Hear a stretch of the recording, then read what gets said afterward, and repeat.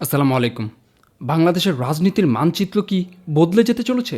দীর্ঘ বিরতির পর আবারও আমরা মুখোমুখি একটি হ্যাঁ না ভোট বা গণভোটের। সাধারণ নির্বাচনের মতো এখানে কোনো প্রার্থীর লড়াই নেই। লড়াইটা কেবল একটি হ্যাঁ আর একটি না এর। কিন্তু এই একটি ভোটই ঠিক করে দিতে পারে বাংলাদেশের আগামী 50 বছরের ভবিষ্যৎ। আজকের ভিডিওতে আমরা জানব কেন বড় দলগুলো এই ভোটের জন্য মরিয়া এবং হ্যাঁ ভোট জিতলে সংবিধানে ঠিক কী কী আমূল পরিবর্তন আসবে। এই গণভোটের দাবি কিন্তু হঠাৎ করে আকাশ থেকে পড়েনি। এনসিপি এবং জামায়াতে ইসলাম অনেক আগে থেকেই এই হ্যাঁ না ভোটের পক্ষে জোরালো দাবি জানিয়ে আসছিল। তাদের অবস্থান ছিল পরিষ্কার, দেশের বড় কোনো সিদ্ধান্ত নেওয়ার আগে জনগণের সরাসরি মতামত নিতে হবে। তবে সবচাইতে বড় চমক দেখিয়েছিল বিএনপি।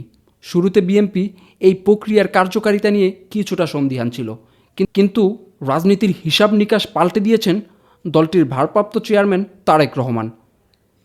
তিনি দলের প্রতিটি স্তরে নির্দেশ দিয়েছেন হ্যাঁ ভোটের পক্ষে কাজ করতে। তার এই একটি নির্দেশনার পর সারা দেশে বিএনপির দৃশ্যপট বদলে গেছে।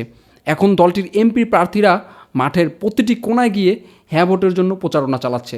তারা মনে করছে এই হ্যাঁ ভোটের মাধ্যমেই জনগণের সত্যিকারের আকাঙ্ক্ষার প্রতিফলন ঘটবে। অনেকেই প্রশ্ন করছেন এই ভোট দিয়ে লাভ কী? চলুন একটু সহজ করে বুঝি। হ্যাঁ ভোটের কার্যকারিতা: যদি অধিকাংশ ভোটার হ্যাঁ বক্সে সিল মারে, তবে সরকারের প্রস্তাবিত বিশেষ কোনো আইন বা সাংবিধানিক পরিবর্তন জনগণের সরাসরি বৈধতা পেয়ে যায়। এটি সরকারকে আইনিভাবে এতটাই শক্তিশালী করে যে কোনো আদালত বা বিরোধী শক্তি সেই সিদ্ধান্ত সহজে চ্যালেঞ্জ করতে পারে না। না ভোটের কার্যকারিতা: অন্যদিকে যদি না ভোট জয়ী হয়, তবে সেই প্রস্তাব বা সিদ্ধান্ত সাথে সাথেই বাতিল হয়ে যায়। এটি মূলত সরকারের কোনো বিশেষ নীতির ওপর জনগণের সরাসরি অনাস্থা প্রকাশের নামান্তর। হ্যাঁ ভোট জিতলে সংবিধানে যা যা পরিবর্তন হবে। বন্ধুরা, এবার আমরা সবচেয়ে গুরুত্বপূর্ণ পয়েন্টে। যদি এই ভোটে হ্যাঁ জয়যুক্ত হয়, তবে বাংলাদেশের সংবিধানের চেহারা কেমন হবে? রাজনৈতিক বিশ্লেষকদের মতে এতে বেশ কিছু ঐতিহাসিক পরিবর্তন আসবে। 1.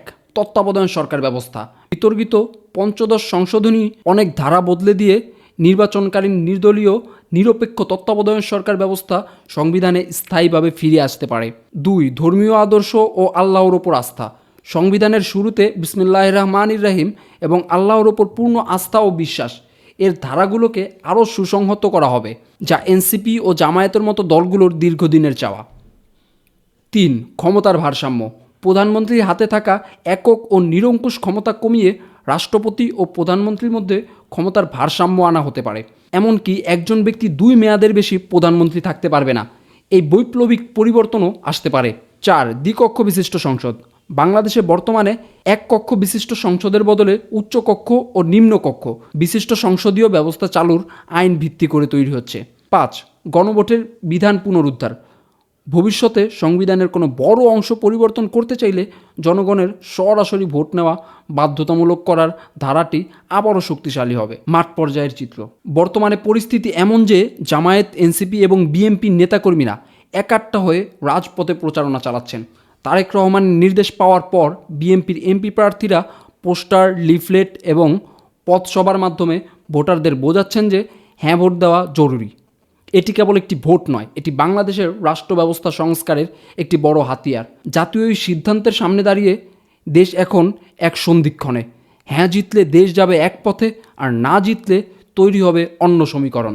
ভিডিওটি শেষ করার আগে আপনার কাছে একটি প্রশ্ন রাখতে চাই।